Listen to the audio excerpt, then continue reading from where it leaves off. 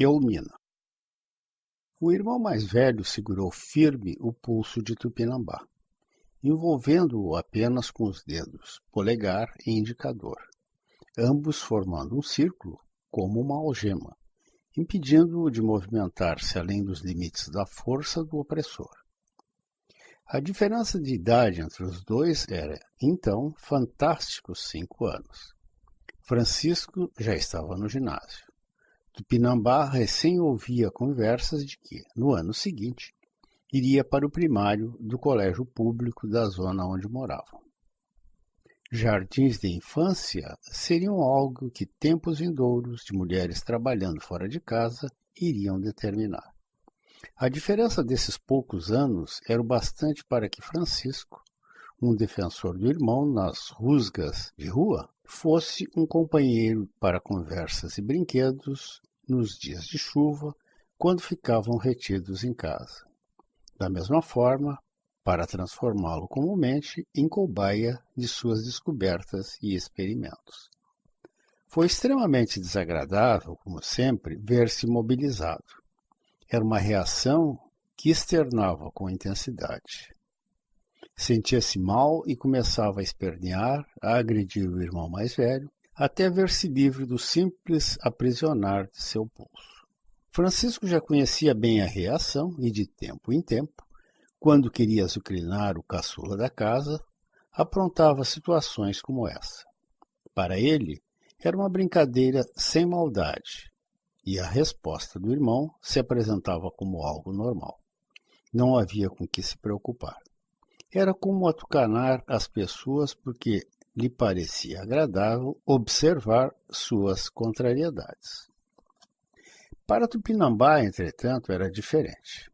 Ele sentia no ato de ter retido seu movimento algo muito desagradável contra o que tinha de lutar. E essa reação é que teria estimulado o irmão a atazaná-lo de tempos em tempos. Tivesse ele, na primeira oportunidade, aceito o cerceamento com naturalidade, tudo teria passado.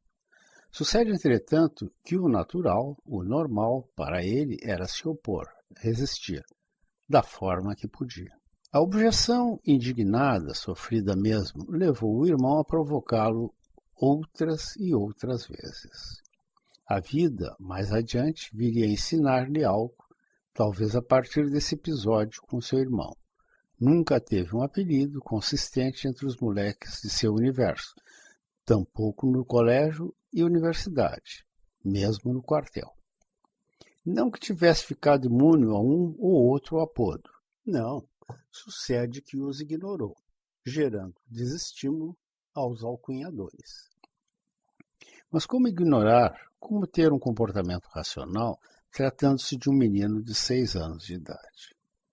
Foram alguns segundos os do padecimento de Tupinambá, na algema que lhe parecia prender a respiração. Era como buscar o calor da coberta no frio do inverno, tapando a cabeça, mas despertando assustado, quase asfixiado. Via-se livre, como o fazia, no meio da noite gelada, tirando da cabeça, num arranco, o cobertor que lhe parecia tomar o fôlego, e correu para perto da mãe, sem, entretanto, se queixar do irmão. Detestava a ação dele, mas era, apesar da idade, capaz de julgar serem melhores os momentos de seu cotidiano convívio, recheados de bons folguedos, do que algumas demonstrações de poder e força do companheiro mais velho. Tupinambá repassava mentalmente fragmentos da infância distante, agora sentado no piso frio de um elevador, completamente às escuras, no subsolo do prédio principal do campus da universidade, onde leciona como destacado professor de entomologia na Faculdade de Agronomia. Houve o primeiro deslizar do elevador, mansamente escorregando sem controle, passando, à luz de sinalização dos andares ainda acesa, pela porta derradeira, aquela do resto do chão. Depois, sobre a mola, a cabine afundou provocando um ruído de metal contra metal, para subir de volta, antes agitando-se levemente. Teve a impressão de que ela desceu ao fundo, de novo ali ficando imóvel. Então as luzes morreram. as da cabine instantaneamente. A da régua mostradora do número dos andares, que assinalava então SS, parecendo alimentada por uma bateria, foi murchando pouco a pouco, fazendo o ambiente mergulhar no escuro completo apenas momentos depois. O instante seguinte foi de perplexidade, de incompreensão. Afinal, elevadores são máquinas feitas para fazerem as pessoas subirem e baixarem, sem que estraguem. Há um pacto de confiança entre o usuário e a máquina, fazendo com que aquele entre na caixa de metal pensando nas mesmas coisas de que se ocupava, quando a porta se abriu e ingressou no ascensor. Não ocorre uma mudança de pensamento, passando cada vez, todo dia, o usuário a conjecturar, parado à frente da porta, botão apertado, esperando a chegada do elevador, se ele despencará ou não no poço que o escraviza. A total compreensão de que estava aprisionado dentro de um elevador fê-lo gritar por socorro, chutar a porta. Feriu-se e esmorrou então a cabine. Machucou-se igualmente. Parou para absorver as dores no pé e nas mãos. Sentiu que suava, e o suor era frio. Uma gota solitária escorreu de sua axila, deslizando pelo tórax para morrer gelada na altura do antebraço, provocando-lhe um arrepio desagradável. Teve então a sensação de que o ar iria acabar. Lembrou-se mesmo que possuía pulmões e que estes funcionavam prescindindo de qualquer comando de seu consciente. Apesar disso, temeu que eles pudessem parar de funcionar. Respirou fundo e, nesse mesmo instante, assustou-se com outra constatação. Seu coração galopava, ressoando em sua garganta, num acesso de taquicardia. Deu-se conta, enfim, de que iria sucumbir. O pensamento da morte próxima também somou-se ao conjunto de angústias que o levaram ao pânico. A possibilidade real, algo perverso, dentro de si lhe dizia, estava ali, depois de tanto esforço, na iminência de tudo perder, o sucesso profissional e familiar. Um lampejo de equilíbrio apareceu e ele diminuiu as manifestações de descontrole. Constatou, racionalmente, que suava muito. Novos clarões de lucidez, em intervalos que aumentavam, como ondas cíclicas, levaram-no a entender que não adiantaria nada insistir na agressão à porta e paredes do elevador. A decisão de sentar-se no chão foi decorrência de uma grande vaga de autocontrole. Acomodado no piso, as costas apoiadas no banquinho usado pelo ausente ascensorista, foi sentindo que o ressoar na garganta do batimento cardíaco desapareceu e que, apesar de enfurnado na caixa de metal, pobre em aeração, o suor já não era tão abundante. Estava, enfim, menos agitado, ansioso, sim, por ser libertado. Na idade em que estava agora, tinha conseguido superar vários problemas que o afligiam em momentos diversos de sua vida, resistindo sempre a uma voz interior que o indicava um psiquiatra. Amigos com histórias similares tinham se refugiado na assistência de um desses médicos. Assim como recordava, preso no elevador, histórias antigas com seu irmão, como a das algemas. Viu-se tranquilo bastante, ali no fundo do poço, para compreender a evolução que tivera de assumido nictófobo, acrófibo, ipsófobo, claustrófobo, enfim, portador desses e de outros medos, até aquele instante, quando se materializava num domingo, praticamente sozinho no prédio imenso, uma das possibilidades mais angustiosas, das que sempre imaginou iria um dia lhe ocorrer. Havia chegado aos 40 anos apenas na expectativa, é verdade, do malfadado dia em que ficaria preso num elevador ou que teria escapar de um incêndio num edifício alto usando uma escada Magiros, ou de ter que livrar-se usando as mãos de uma cobra, venenosa ou não. Parecia uma obsessão. Imaginava o desconforto da prisão no elevador, com outras pessoas também ansiosas a reclamar pelo conserto do aparelho. A falta de um antecedente fazia com que imaginasse tudo como o cinema mostrava, ou seja, pessoas tensas, porém charmosas, num ambiente bem iluminado. Assim que, quando se deparava em prédios antigos com elevadores que não se conformavam ao modelo cinematográfico, a angústia vinha à pele, que já se eriçava toda.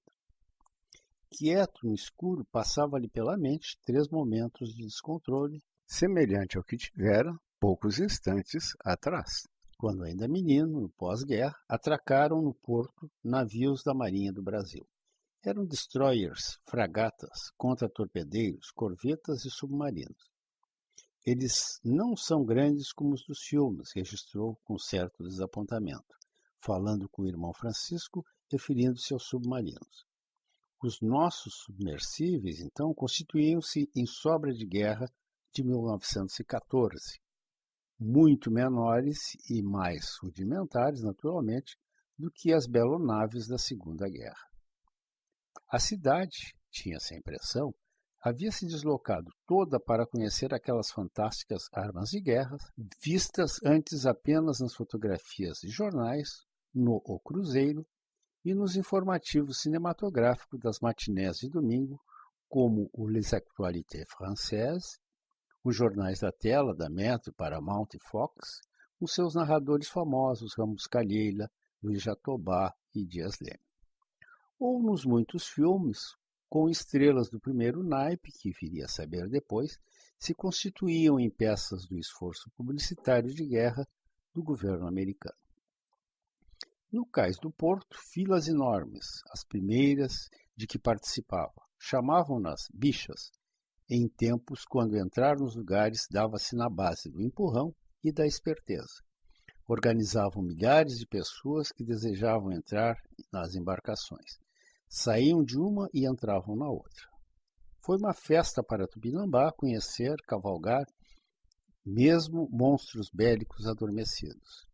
Tupinambá via-se sentado no banco de uma metralhadora giratória, fazendo cuspir fogo, exatamente como nos filmes, contra os japoneses escondidos nas ilhas do Guaíba, ali à frente.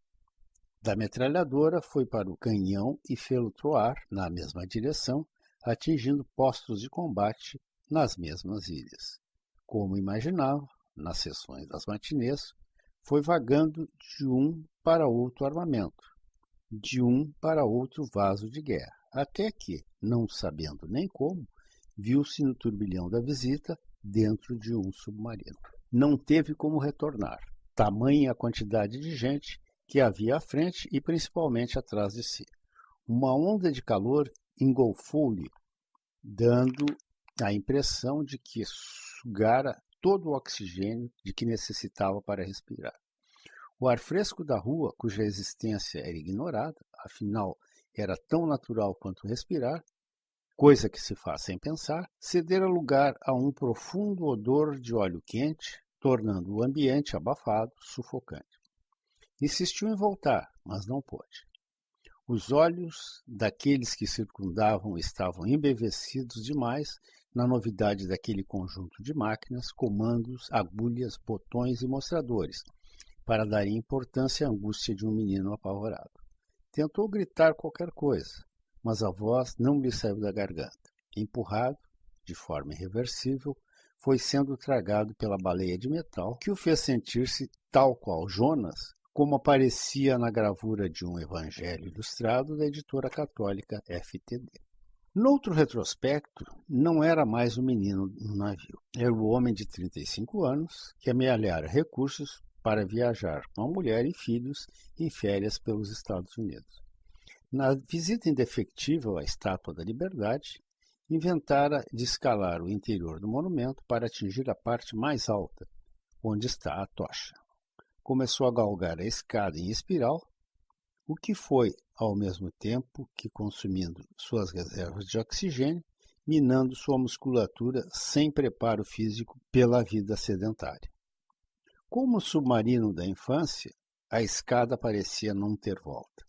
Teria que chegar muitos metros acima, já sem fôlego e sem força nas pernas, que a mais lhe doíam a impotência de erguê-las para vencer um novo degrau. Viu-se numa angústia tão terrível como a claustrofobia pode gerar a quem a possui. O quadro era terrível, porque faltava tudo: ar, forças, e fisicamente era impossível fazer uma multidão que vinha atrás de si retroceder. Tinha de chegar ao cume, mas se lhe faltava tudo, como iria fazê-lo? No desespero quis voltar, mas carrancudos turistas, africanos, europeus, asiáticos, de todo o mundo, enfim, não deram espaço. A bem da verdade, não havia espaço para ser dado. A propalada eficiência dos americanos, todavia, apareceu como uma balsa de salvamento. Quando tudo parecia perdido, e a taquicardia, supunha, o levaria a um insulto cardíaco, viu um desvio, como dos trens em certas estações que ficam à margem da linha principal. Escapou para ali, era a conexão com o caminho dos que, vitoriosos, desciam do Acre. Agora sua companhia era o silêncio profundo, naquele poço de elevador. Ainda a escuridão que o impedia de certificar-se outra vez de que não estava cego, como fazia algumas vezes, buscando no escuro de seu quarto uma claridade qualquer, vinda de uma soleira, da fresta da veneziana, deixando traspassar a claridade da lua.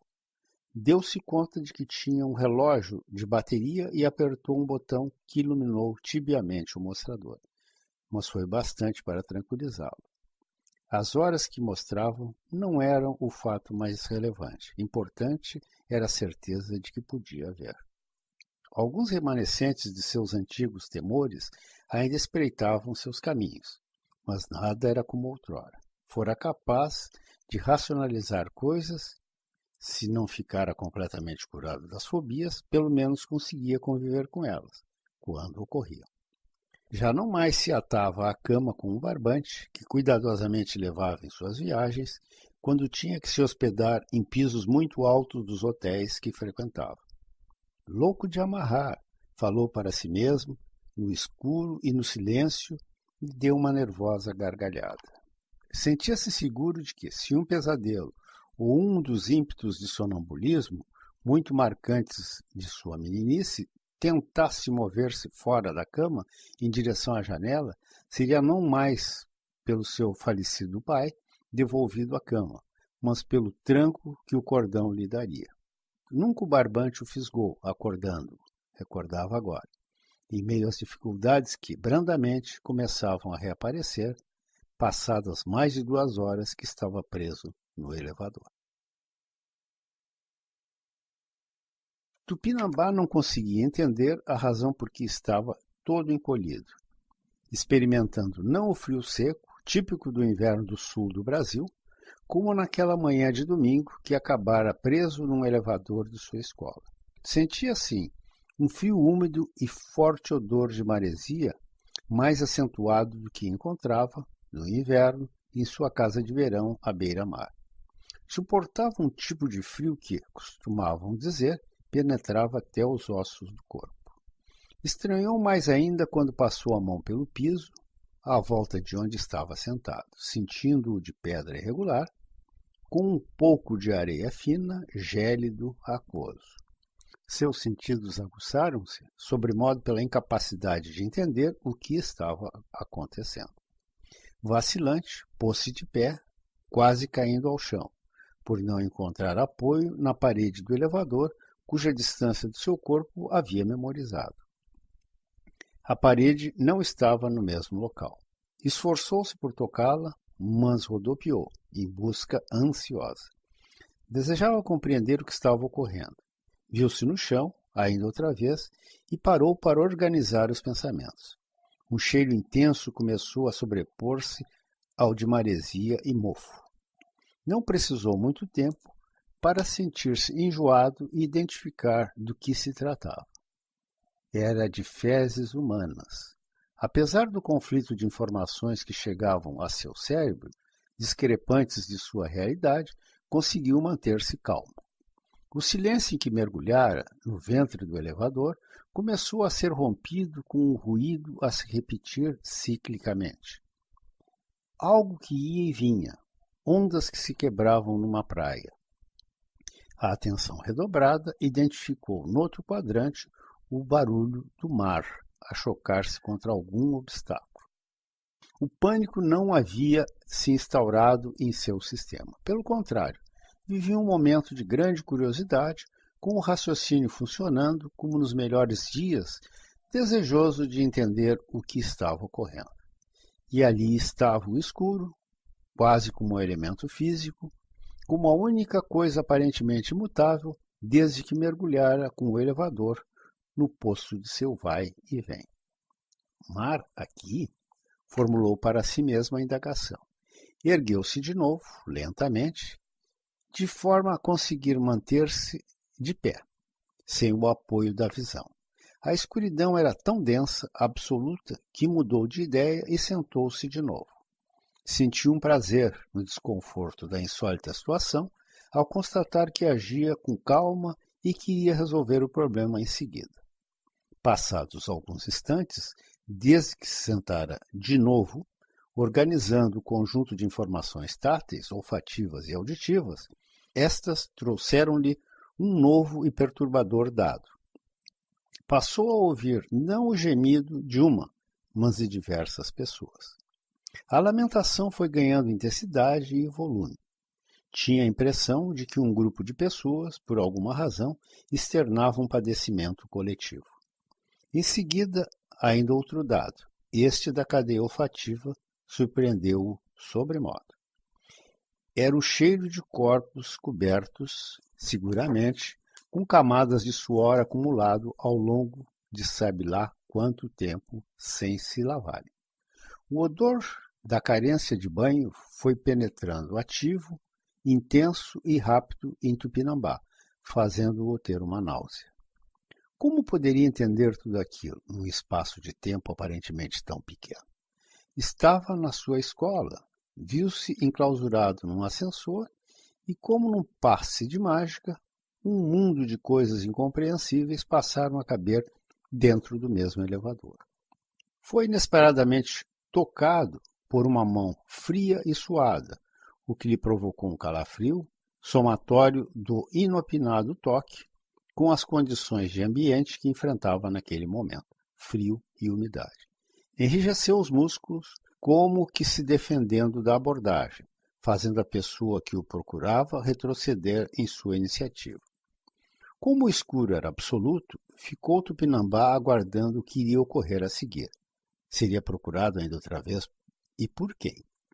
A angústia durou poucos instantes, que lhe pareceram uma eternidade. Agora, como a constatar-se preso no elevador, suando muito. Ele podia sentir pequenas gotículas de humor escorrendo especialmente de sua axila esquerda. Experimentava, igualmente, o suor espalhado pela testa e pelas faces. Suava, contudo, pelo calor no ambiente, não por estar nervoso. A mão incógnita voltou a tocar a costa de sua mão direita, espalmada sob a pedra fria do piso onde se acomodara. Ao mesmo tempo sentiu o penetrante cheiro de suor, o que fez corporificar-se alguém ao seu lado, do qual, contudo, era incapaz de ver, sequer, as cintilações dos olhos ou um reflexo nos dentes.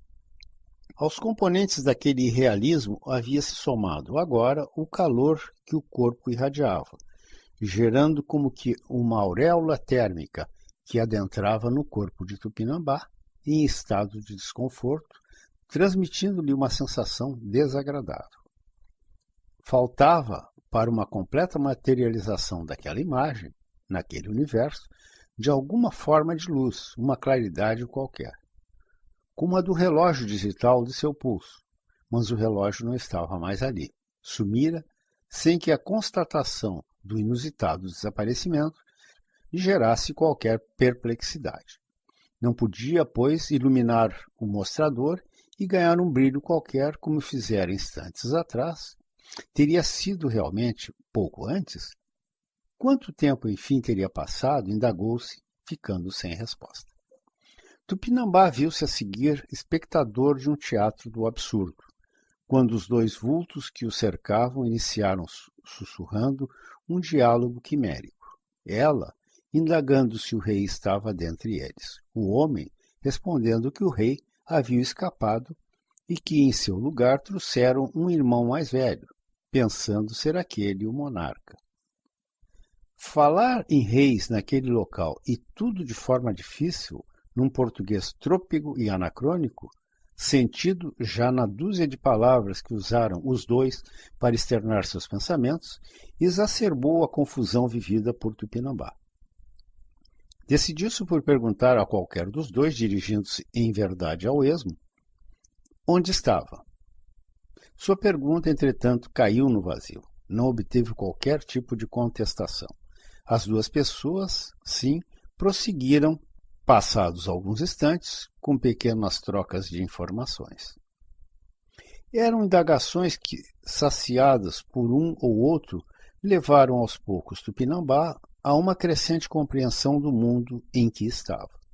Houvera uma guerra, entendeu. O homem e a mulher que o ignoraram, mas que se comunicavam entre si, eram do lado dos perdedores. Ambos haviam perdido irmãos e o homem um filho na batalha.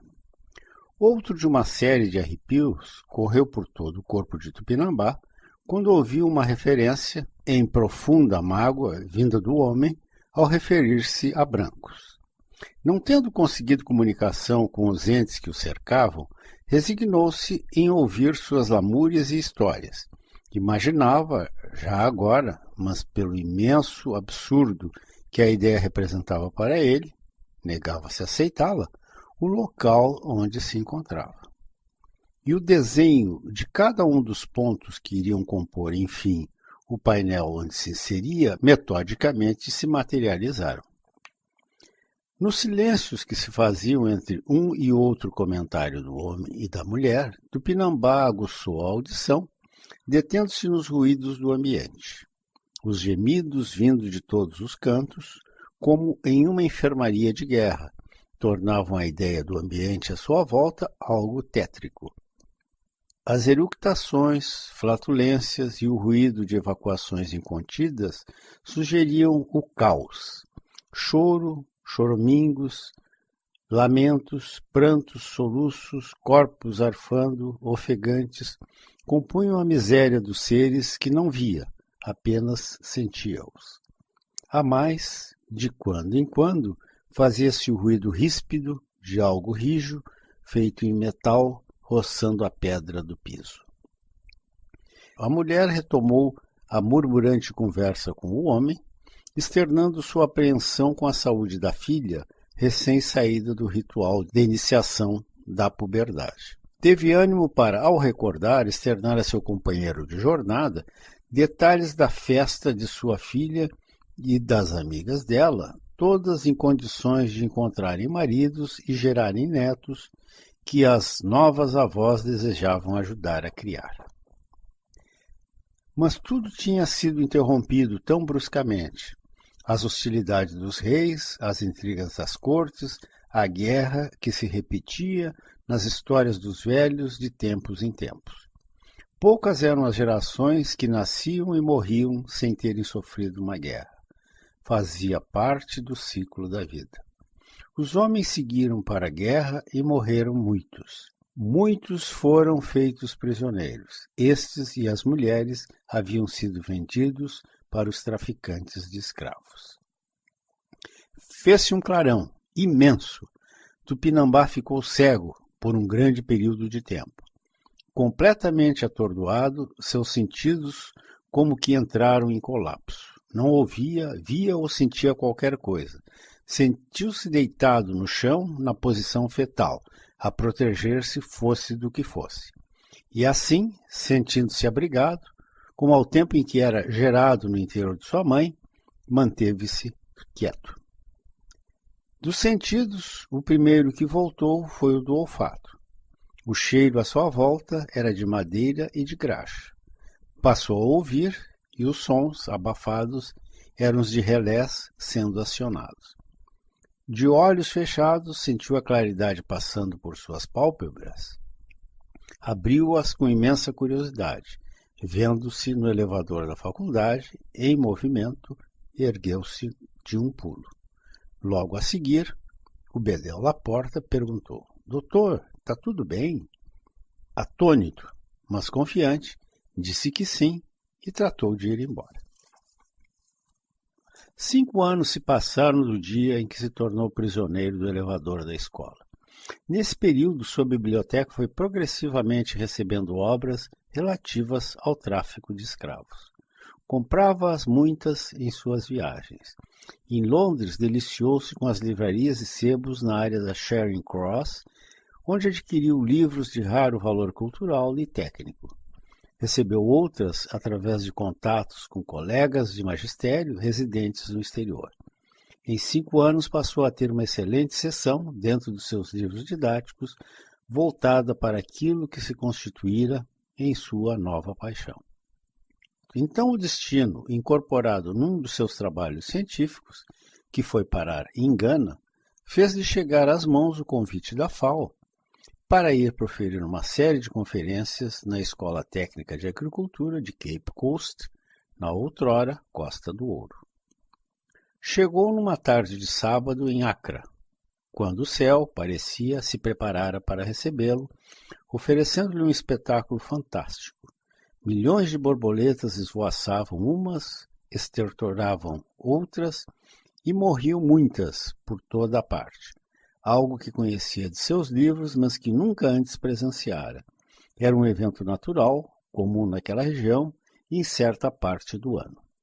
Teve de caminhar, maravilhado e incomodado, esmagando esses insetos que formavam um tapete espesso a estender-se do interior da estação de passageiros até a rua, onde embarcou, os sapatos impregnados da massa informe que esmagara, no carro que transportou o entomologista para o hotel. Seus anfitriões organizaram, já no domingo, um passeio fora da capital. A excursão rotineira para os agrônomos que o recebiam tinha por alvo a agradável costa marítima do país. Como acolhiam um brasileiro, incluíram no grupo Isaac Epson. Seguiram em direção ao Mina. A mina, indagou Tupinambá. Ao Mina, foi enfático Epson. E demonstrando o humor que possuía e os conhecimentos de suas aulas, indagou o brasileiro. Você não viaja também com a sugestão de Dom João, o terceiro, aquela que passou para Lopo Soares? E qual foi? Indagou Tupinambá, cestroso, cercado de novos e parecia formais colegas. Diz a história, começou a explicar Epson, que saindo de férias o auxiliar e amigo do monarca, ao despedir-se, beijando-lhe a mão, ouviu o comentário real que dizia: Soares, estou te mandando para a mina. Não sejas tolo a ponto de voltar de lá um homem pobre. Tupinambá riu por cortesia. A repetição da história, entretanto, para os locais teve efeito hilariante. O conto, em verdade, encerrava parte da amargura com que gerações de africanos viram a presença dos europeus em suas terras. E o historiador queria que o brasileiro se associasse a esse sentimento. Epson, o historiógrafo, juntou-se ao grupo de agrônomos especialmente para tornar aprazível a excursão com o professor brasileiro. Antes de saírem da capital, rumando para a costa atlântica, passaram em frente ao castelo de Christiansborg, transformado em sede do governo do país, e ao Forte Usher, ambos construídos pelos holandeses na segunda metade do século XVI. Usher, hoje com o nome francês de Crèvecoeur, é uma casa correcional. Ao longo da costa, Epson foi mostrando e descrevendo, com detalhes, o rastro deixado por portugueses, franceses, ingleses e holandeses na defesa, cada um a seu turno, das terras das quais se apoderaram. Passaram por 6 castelos, 34 fortes e 24 estalagens, ou as ruínas que deles ainda restaram, parte do sistema implantado pelas potências colonialistas em defesa contra outros europeus das riquezas que alternadamente expoliavam. Cruzaram por Cape Coast, local onde Tupinambá iniciaria, já na segunda-feira, suas conferências. Ali estava, desde 1662, o forte que deu nome ao local. Transitaram apenas ao largo desse castelo, deixando para que, se desejasse, o visitasse noutra oportunidade, haja vista que estaria na pequena cidade por algum tempo. No começo da tarde, viram desfilar uma miríade de vilas de pescadores. Fizeram várias paradas para tomarem água de coco e para os professores comprarem, à margem das estradas, coisas como caranguejos vendidos em pencas, laranjas, bananas da terra, enormes, em cachos e até um preá morto. Ingressaram no vilarejo e Tupinambá, boquiaberto, foi vendo o carro afastar-se da multidão que se deslocava pelo meio da rua seguindo um féretro. Homens levavam nos ombros e sobre a cabeça, perseguindo o ataúde, caixas de bebida. Moviam-se todos no ritmo que impunha uma banda de metais e percussão. Chegaram ao que parecia ser um braço de mar, transposto por uma ponte de madeira, por sobre a qual passaram com seu automóvel. Estamos em Elmina, Umina, esclareceu Epson. As leituras de Tupinambá não permitiram que a informação fosse uma grande surpresa, senão a oportunidade de ver o local de origem da expressão que tanto ouvira, Negros Minas. Os portugueses, explicou Epson, ao edificarem o portentoso castelo, ponto de transbordo de seus navios, que vagavam pelo mundo, trilhando os caminhos que os navegadores lusam e desbravando, tinham por objetivo maior recolher da região o seu ouro. E nada como construir algo grandioso, digno da então potência Portugal, capaz de espantar a cobiça dos seus rivais europeus. Ergueram, pois, o castelo de São Jorge da Mina, que veio a se transformar na troca de donos, holandeses, a seguir ingleses e, por último, no Elmina Castle. A composição ibero-saxônia deu o nome ao povoado de pescadores que, com o mar e o córrego, envolvem o forte. Tupinambá ouviu histórias como a da última noite que Pedro Álvares Cabral passou em terra, ali no castelo, antes de chegar às costas americanas e descobrir o Brasil. Como um menino extasiado, Tupinambá foi passando de uma para outra câmara, de um refeitório para um dormitório, de norte para sul, da base ao topo. Este é onde Cabral dormiu, disse Epson, com entusiasmo. Passou por prisões solitárias, praça d'armas, cantinas, examinou instrumentos de tortura, dentre eles grilhões e suas bolas, que se amarravam aos tornozelos dos escravos. Gostou de ser fotografado, simulando estar cativo de uma das pesadas esferas de ferro carcomido, a ela ligada por uma corrente intensamente oxidada. Permitiu-se ser fechado num cubículo de tortura, sem luz e quase sem ar, para sentir ele próprio reações que outros seres, séculos atrás, haviam experimentado. E não entrou em pânico, esmagando sua claustrofobia latente. As mãos que o fecharam no escuro, em instantes voltaram a abrir a cela onde se metera.